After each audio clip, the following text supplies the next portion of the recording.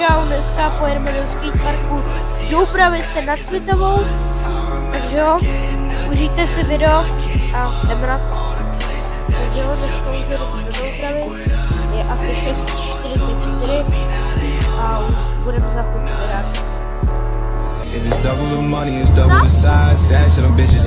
z Doubravic jsem vám nic nenatočil a tady vám dám střih, jak jsem šel na co do Fitbitu.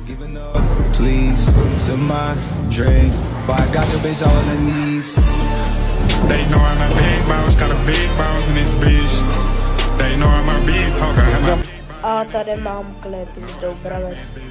One respect, then boy you gotta take it. Hey, I'm wrong, so ain't nothing you can say.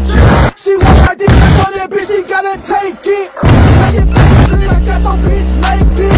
New planes in the crib, look amazing. Niggas outdated.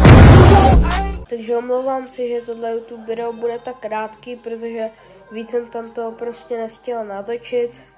A prostě jsem dal jenom 2 nové triky, Becku degrab a donoflip.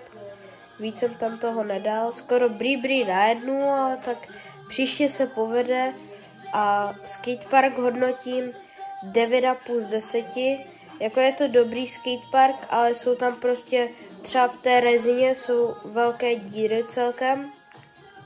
A pak ještě v rádiusu jsou u reziny díry, takže je to také jakože, ale mají to tam předělávat, takže aspoň že tak. A vidíme se u dalšího videa, což bude nejspíš ze Francové Lhoty nebo z nějakého takového skateparku. Takže jo, a vidíme se u dalšího videa. Čau!